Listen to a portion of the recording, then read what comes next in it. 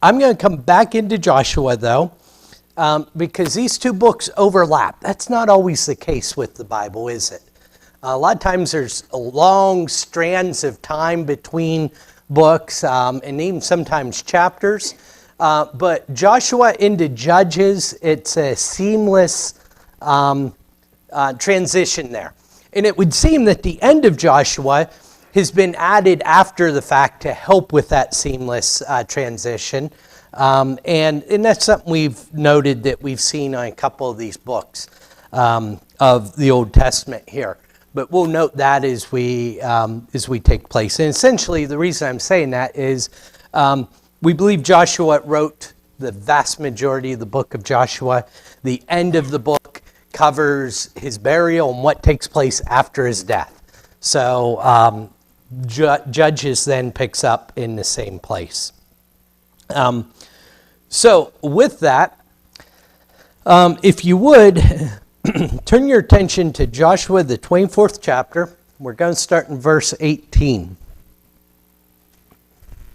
And you'll recall we ended with verse 15 last week, where Joshua makes that famous statement, choose you this day whom you will serve, but as for me and my house, we will serve the Lord. And so we're going to pick up right at the end of that, starting in verse 16. Then the people answered, far be it from us that we would forsake the Lord to serve other gods, for it is the Lord our God who brought us and our fathers up from the land of Egypt and out of the house of slavery, and who did those great signs in our sight and preserved us in all the way that we went, among all the peoples through whom we passed. And the Lord drove out before us the people, the Amorites, who lived in the land. Therefore we also will serve the Lord, for he is our God. Sounds pretty adamant, doesn't it? Joshua says, who you going to serve? What do the people say? Yes, well, we're going to serve them. Is that humorous?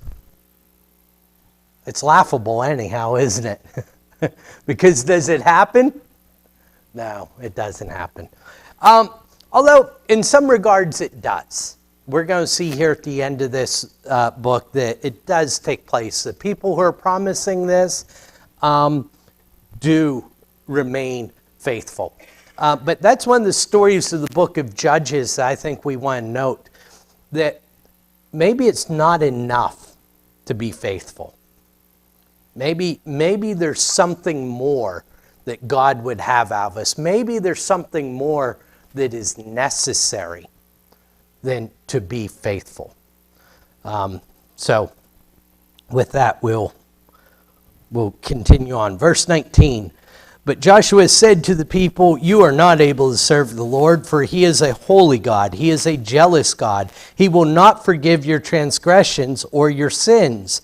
If you forsake the Lord and serve foreign gods, then he will turn and do you harm and consume you after having done you good. And the people said to Joshua, no, we will serve the Lord.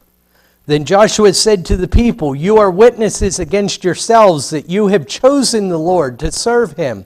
And they said, we are witnesses. He said, then put away the foreign gods that are among you and incline your heart to the Lord, the God of Israel. And the people said to Joshua, the Lord our God, we will serve, and his voice we will obey. So Joshua made a covenant with the people that day and put in place statutes and rules for them at Shechem. And Joshua wrote these words in the book of the law of God, and he took a large stone and set it there under the terebinth that was by the sanctuary of the Lord. And Joshua said to the people, behold, the stone shall be a witness against us, for it has heard all the words of the Lord that he spoke to us. Therefore it shall be a witness against you, lest you deal falsely with your God. So Joshua sent the people away, every man to his inheritance. And so again, we're at the end of Joshua's life, and Joshua says, no, you can't serve God. Because if you go and serve other gods, he's going to hold you responsible for it. In fact, he will turn on you and consume you after doing you good. I think that's an important word because remember when we looked at that idea of God being a consuming fire from Hebrews, and we went back into Deuteronomy, the 4th chapter. Sometimes we tend to look at that most commonly as God's this fearful being that we have to tremble and fear for our lives in front of. But the concept was rather that God will consume your enemies before you. And here Joshua says, if you go after these other gods, he'll turn and consume you. And the reason for that is that the people are meant to be something different than the Canaanites. God has not just chosen the Hebrew people and is going back them regardless. He chose them, Exodus 19, and I believe verse 6, to be a nation of priests, to be a holy nation, right? To be different.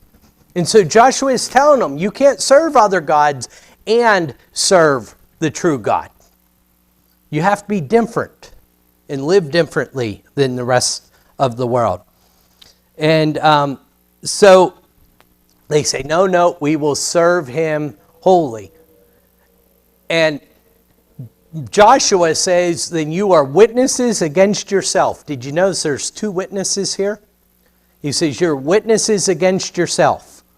I think the concept here is easiest for us to relate in the sense that if you are in court and you testify, you can actually be a witness against yourself if you perjure yourself, right? Your own testimony is evidence against you. That's what Joshua is saying. You've made a covenant. It's a witness against you if you turn away from them. Secondly, they made a memorial of sorts, a stone with the law on it. And he says, this stone is a witness against you. It's heard everything you said. It's kind of a comical visual. But it's heard what you've said. It's going to be a witness against you. Elsewhere, in the prophets, when the people have completely left God, God says the hosts of heaven are witnesses against you. He calls the host of heaven, which could be the stars or the angelic host. I think likely both. One's referring to the other. So the concept here is you're taking a covenant and you're going to be held to that covenant. And so with that, all the people leave and go from before the tabernacle and go to their homeland. Questions or comments?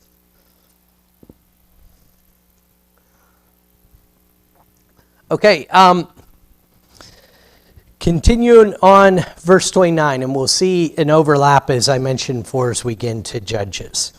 After these things, Joshua the son of Nun, the servant of the Lord, died, being 110 years old, and they buried him in his own inheritance at Timnath-Serah, which is in the hill country of Ephraim, north of the mountain of Gosh. Israel served the Lord all the days of Joshua and all the days of the elders who outlived Joshua, who had known all the work that the Lord did for Israel. As for the bones of Joseph, which the people of Israel brought up from Egypt, they buried them at Shechem in the piece of land that Jacob bought from the sons of Hamor, the father of Shechem, for 100 pieces of money. It became an inheritance of the descendants of Joseph. And Eleazar, the son of Aaron, died, and they buried him at Gibeah, the town of Phinehas, his son, which had been given him in the hill country of Ephraim. And so we have this little capstone on the end of the book, don't we? Where Joseph dies, and what happens? People are what all the days of Joseph? Joshua. Thank you, Joseph. It's a big faithful. Thank you, Artie. You got the question right and the answer right. That's 2 stars.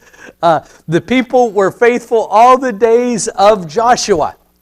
Not just the days of Joshua, but the elders. So remember, when we come out of Egypt, this generation is refusing to follow God. And so only 2 of that generation survived, Joshua and Caleb. And now Joshua is the leader, and the people are faithful throughout Joshua's lifetime, and also the elders would have been the elder of the congregation, but they all would have been younger than Joseph, right? Joseph is a Joshua. By the end of the night, we're going to be into the book of Judges, so I'll quit making that mistake. They would have all been younger. Joshua is 110 years old. They would have been younger than that, but they are still the elders of the congregation. They're faithful throughout that time. Good ending, right? If only we could end there. Gary brought this point up last week, I believe. Last Wednesday he was here and brought the point up about leadership. Was it Sunday night? Wednesday night he brought that up?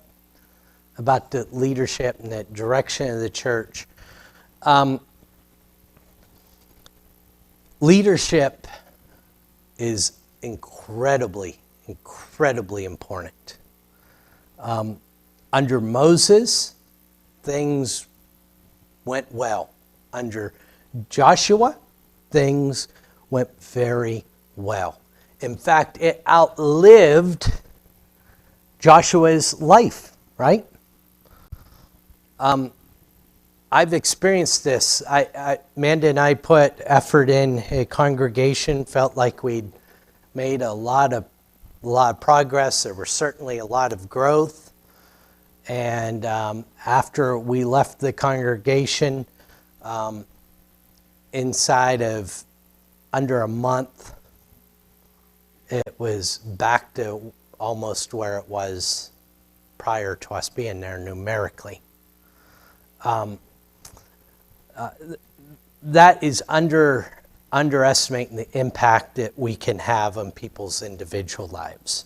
In fact, there's people who are in the church, in the Lord's body to this day because of things that happened during that time. So I don't mean to minimize or mitigate that. But here's what I do mean to say. It was a learning experience for me, a difficult time in my life, to realize that whatever work I do needs to be done in such a way that it continues, right, beyond me. And I think the biggest part of that is raising up leaders, right, and getting buy-in from the congregation. Now, Joshua does that. What is not done, though? What does not happen?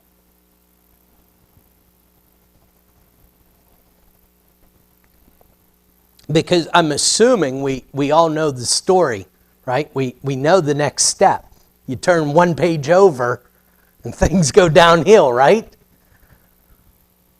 So what causes that? What happened?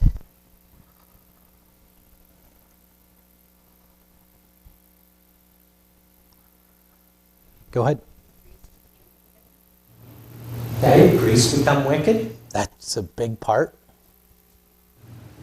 How's that happening? They're on the right page here.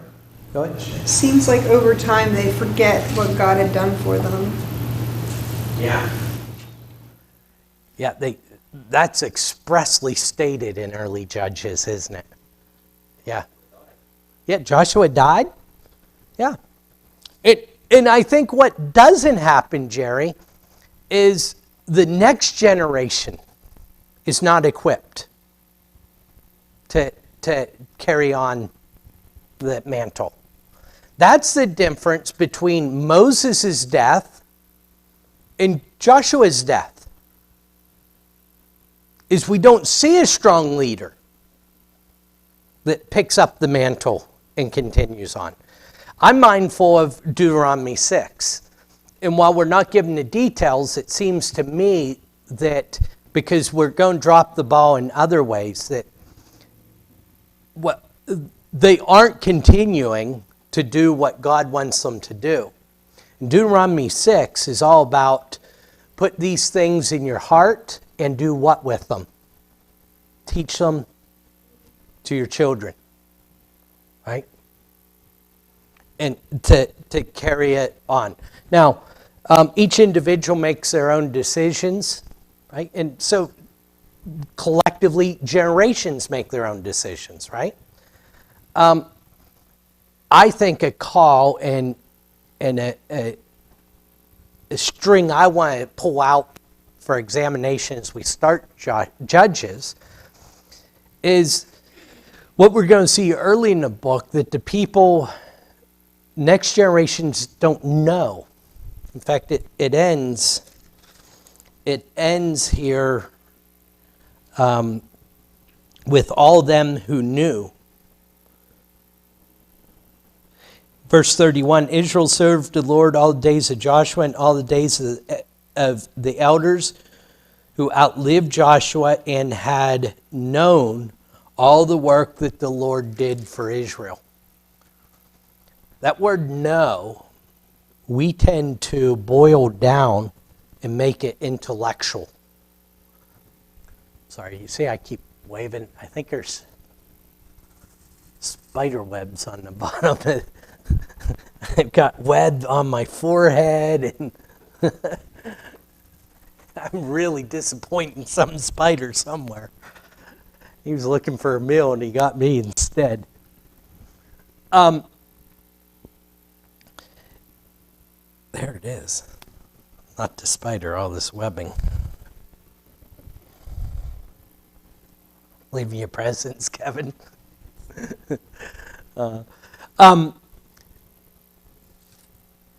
That word know in Scripture means more than to have knowledge.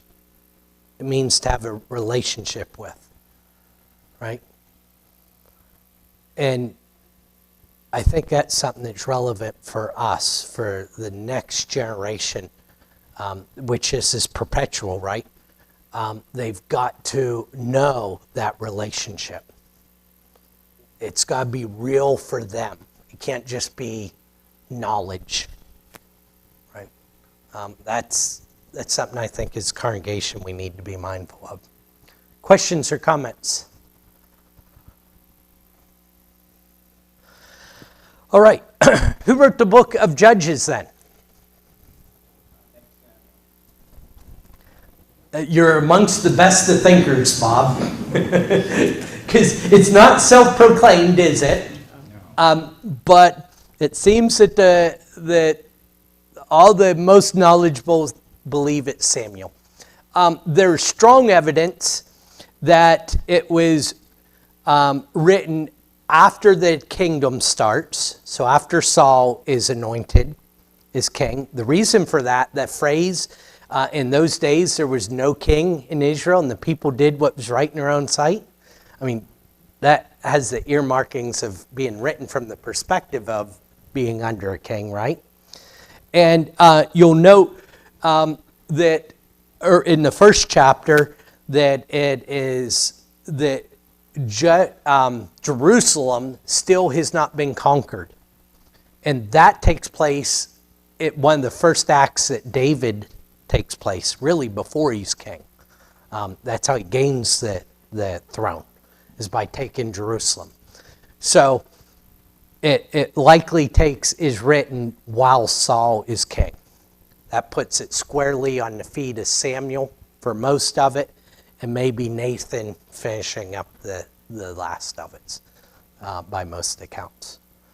That gives us a time frame of right around 300 years.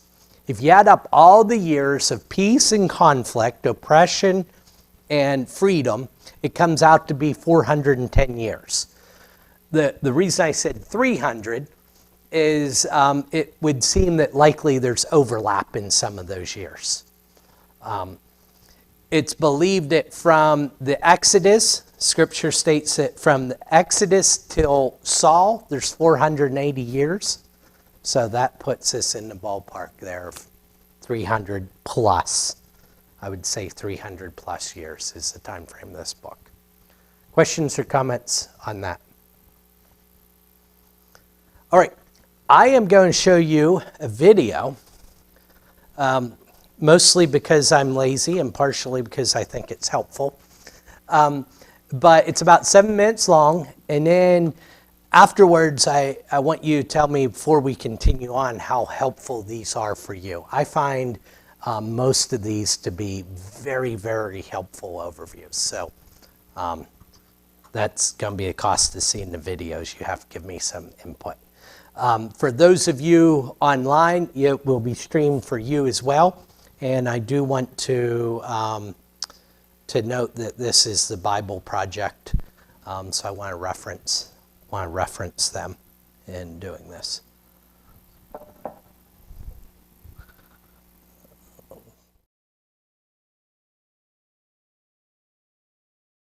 The Book of Judges. So remember, after Joshua led the tribes of Israel into the Promised Land, he called them to be faithful to their covenant with God by obeying the commands of the Torah. And if they do this, they will show all the other nations what God is like. So Judges begins with the death of Joshua and basically tells the story of Israel's total failure. The book's name comes from the type of leaders Israel had in this period. Before they had any kings, the tribes were all governed by these judges. Now, don't think of a courtroom. These were regional political military leaders, more like a tribal chieftain. And you need to be warned, the book of Judges is very disturbing and violent. It tells the tragic tale of Israel's moral corruption, of its bad leadership, and basically how they become no different than the Canaanites. But this sad story is also meant to generate hope for the future, and you can see this in how the book's designed. There's a large introduction that sets the stage for Israel's failure as they don't drive out the remaining Canaanites. Then the large main section of the book has stories about the growing corruption of Israel's judges, and the progression here shows how Israel's leaders go from pretty good to okay to bad to worse. The concluding section is really disturbing and shows the corruption of the people of Israel as a whole. So let's dive in and we can explore each part a bit more. The opening section begins with the tribes of Israel in their territories in the Promised Land. And while Joshua defeated some key Canaanite towns, there was still a lot of land to be taken and lots of Canaanites living in those areas. And so chapter 1 gives a long list of Canaanite groups and towns that Israel just failed to drive out from the land. Now, remember, the whole point of driving out the Canaanites was to avoid their moral corruption and their way of worshiping the gods through child sacrifice. God had called Israel to be a holy people, and that does not happen. Chapter 2 describes how Israel just moved in alongside the Canaanites and adopted all their cultural and religious practices. And it's right here that the story stops. For nearly a whole chapter, the narrator gives us an overview of everything that's about to happen in the body of the book. This part of Israel's history, the narrator says, was a series of cycles moving in a downward spiral. So Israel became like the Canaanites, and so they would sin against God. So God would allow them to be conquered and oppressed by the Canaanites, and eventually the Israelites would see the error of their ways and repent. So God would raise up a deliverer, a judge from among Israel who would defeat the enemy and bring about an era of peace. But eventually Israel would sin again, and it would all start over. This cycle provides the literary design and flow for the next main section of the book. It gets repeated for each of the 6 main judges whose stories are told here. Now, the stories of the first 3 judges, Othniel, Ehud, and Deborah, they are epic adventures. They're also extremely bloody stories. Either the judge themselves or people who help the judge, they defeat their enemies and deliver the people of Israel.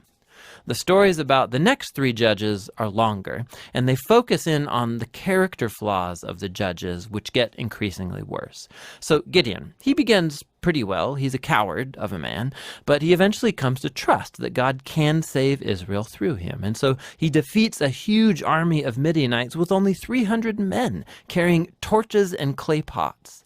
But Gideon has a nasty temper, and he murders a bunch of fellow Israelites for not helping him in his battle. And then it all goes downhill from there. He makes an idol from the gold that he won in his battles, and then after he dies, all Israel worships the idol as a god, and the cycle begins again. The next main judge is Jephthah, who's something of a mafia thug living up in the hills. And when things get really bad for Israel, the elders come to him begging for his help. And Jephthah was a very effective leader. He won lots of battles against the Ammonites, but he was so unfamiliar with the God of Israel, he treats him like a Canaanite god. He vows to sacrifice his daughter if he wins the battle. This tragic story, it shows just how far Israel has fallen. They no longer know the character of their own God, which leads to murder and to false worship. The last judge, Samson, is by far the worst. His life began full of promise, but he has no regard for the God of Israel. He was promiscuous, violent, and arrogant. He did win brutally strategic victories over the Philistines, but only at the expense of his own integrity, and his life ends in a violent rush of mass murder. Now, a quick note here. You'll notice a repeated theme in the main section of the book, that at key moments, God's Spirit will empower each of these judges to accomplish these great acts of deliverance. Now, the fact that God uses these really screwed up people doesn't mean he endorses all or even any of their decisions. God is committed first and foremost to saving his people, but all he has to work with is these corrupt leaders. And so work with them he does. This whole section is designed to show just how bad things have gotten. You can't even tell the Israelites and the Canaanites apart anymore, and that's just the leaders. The final section shows Israel as a whole hitting bottom. There are two tragic stories here, and they are not for the faint of heart. They're structured by this key line that gets repeated 4 times at the close of the book. In those days, Israel had no king, and everyone did what was right in their own eyes. The first story is about an Israelite named Micah who builds a private temple to an idol, and that gets plundered by a private army sent from the tribe of Dan. So they come and they steal everything, and then they go and burn down the peaceful city of Laish and murder all of its inhabitants. It's a horrifying story. When Israel forgets its God, might makes right. The final story of the book is even worse. It's a shocking tale of sexual abuse and violence, which all leads to Israel's first civil war. It's very disturbing. And that's the point. These stories are meant to serve as a warning. Israel's descent into self-destruction is the result of turning away from the God who loves them and saved them out of slavery in Egypt. And now Israel needs to be delivered again from themselves. The only glimmer of hope in this story is found in this repeated line in the last part of the book. It actually forms the last sentence of the story. Israel has no king. And so the stage is set for the following books to tell the origins of King David's family, the book of Ruth, and also the origins of kingship itself in Israel, the book of 1 Samuel. But the story of Judges has value as a tragedy. It's a sobering explanation of the human condition, and ultimately it points out the need for God's grace to send a king who will rescue his people. And that's the book of Judges.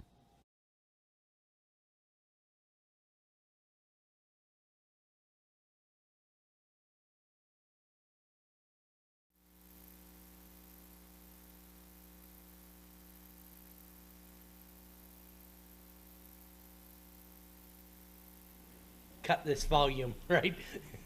We got that done. All right, raise your hand if you thought that was helpful, useful. All right. What I like about the vast majority of those videos is they do a great job of giving you an overview. I love that Tim Mackey has a doctorate in Hebrew, because I can't pronounce English names, and we butcher those Hebrew names horribly. And you hear him, oh, that's what, it's not Ehud. It's, what did he say? See, I forgot already. So, it's Ehud. But it's worth noting, saying, "Oh, that's what that is. That's supposed to be." But also has a very holistic outlook of the whole Bible. And I think what those videos do is they put the particular book into the overall scheme, where we're looking at the significance of the king coming. So,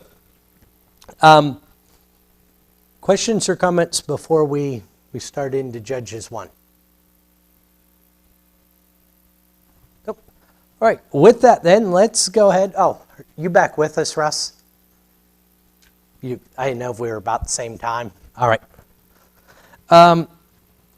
Would someone like to read Judges 1 through 7, please?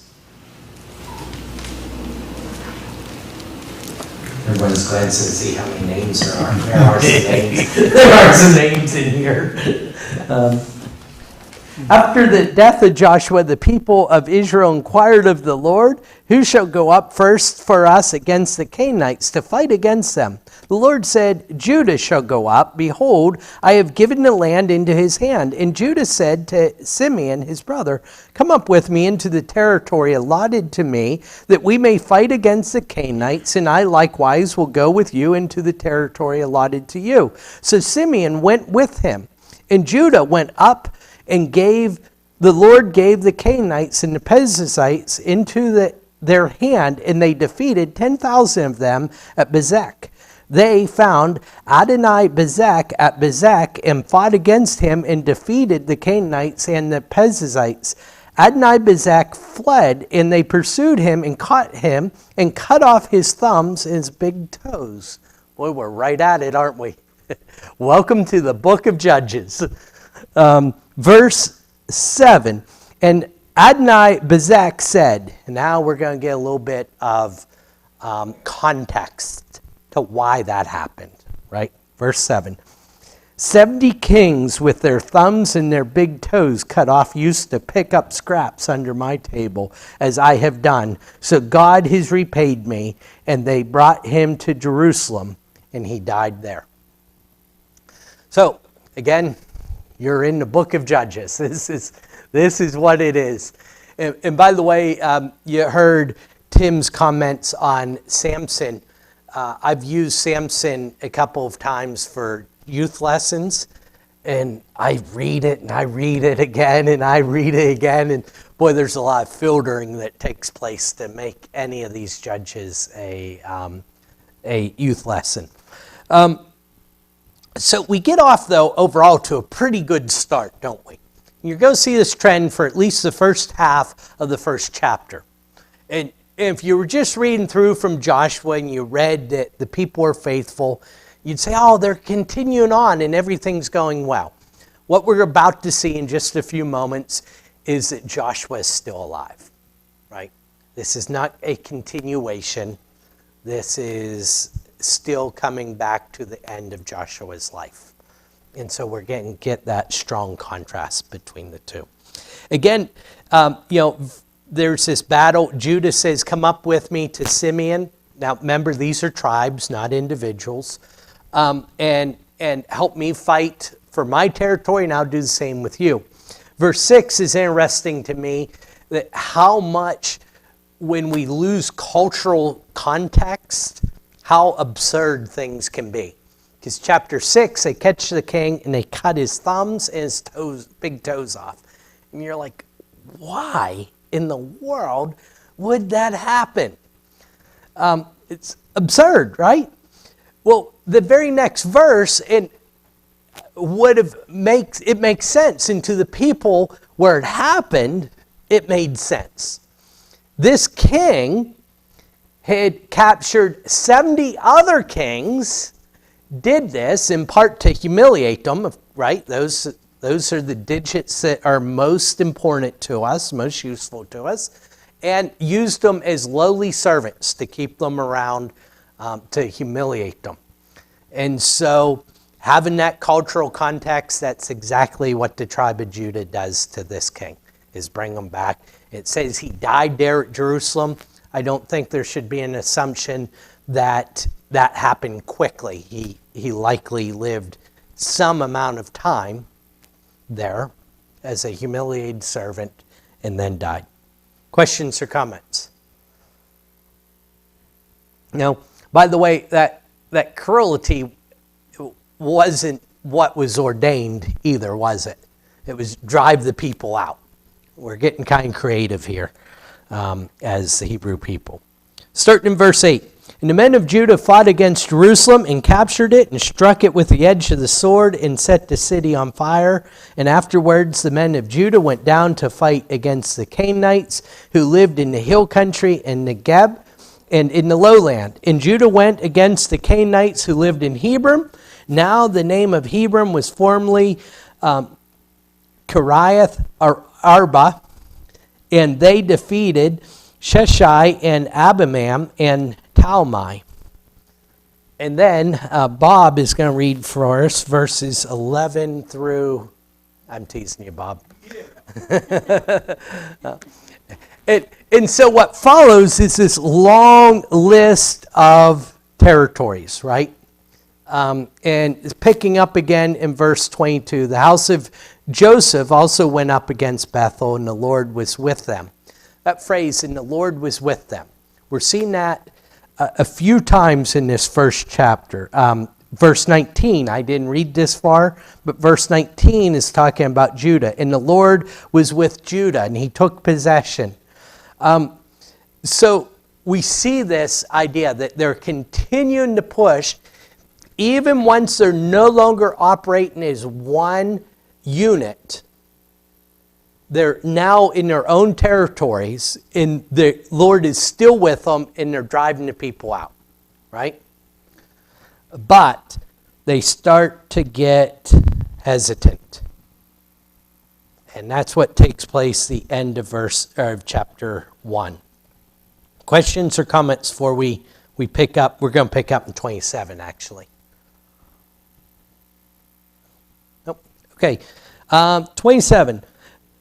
Now we start to see the other side of this. Manasseh did not drive out the inhabitants of Bashan and its villages of Tanakh and its villages or inhabitants of Dor and its villages or inhabitants of Iblim and its villages or inhabitants of Megiddo and its villages, for the Canaanites persisted in dwelling in the land. When Israel grew strong, they put the Canaanites to forced labor. Now, is that positive? Is that victory? It would seem so from a human standpoint. It's not what they were told to do. In fact, it's exactly what they were told not to do. The end of verse 28, but did not drive them out completely. We're seeing these veins being brought out by the writer of Judges. 29, and Ephraim did not drive out the Canaanites who lived in Gezer.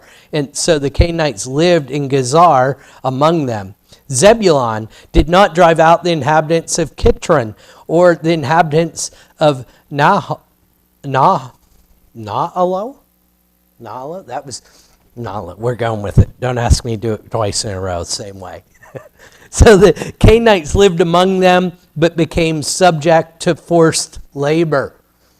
Here's, I think, an idea that we ought to be cognizant of as we are preparing to finish up this chapter. Not all apparent victories are true victories. That's where they're at.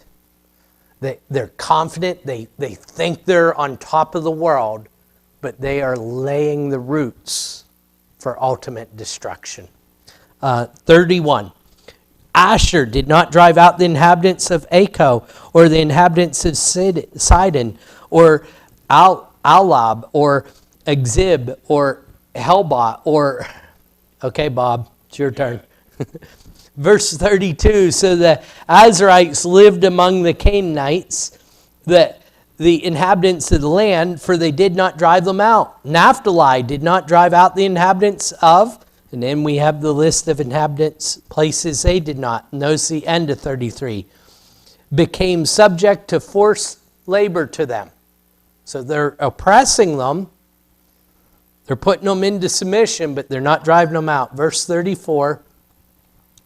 The Amorites pressed the people of Dan back into the hill country. Now we've got trouble, don't we? For they did not allow them to come down to the plain. The hill country, it's interesting, would have been much more difficult to traverse. And so the hill country is where the oppressed people always go for some shelter because they could hide. They weren't out in the open. 35. The Amorites persisted in dwelling in Mount Heres, in Eljalon, and in Shalbim. But the hand of the house of Joseph rested heavily on them, and they became subject to forced labor. And the border of the Amorites ran from the ascent of Akerbim to Selah and upward.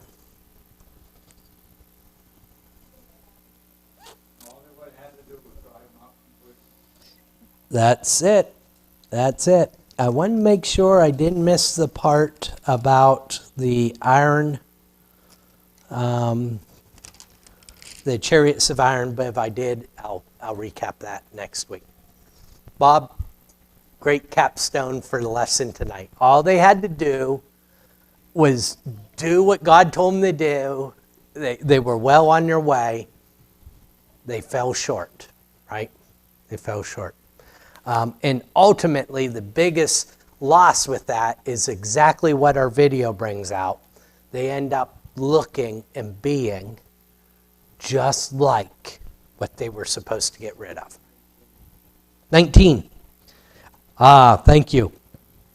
And the Lord was with Judah, and he took possession of the hill country, but he could not drive out the inhabitants of the plain because they had chariots of iron. Notice how that was phrased. The Lord's with them, but they could not. I think that very much is written from man's standpoint or vision, especially if you go back to Joshua 17. You will see this very situation is dealt with in Joshua 17. And Joshua's take on it was, you just told me you were a mighty people. Go take care of the problem. Now, from this standpoint, we're afraid, we couldn't. It wasn't that they went to do battle with them and failed. It was the assumption of failure. And they were right. Thank you for your time. We will pick up there next week in chapter 2, Lord willing.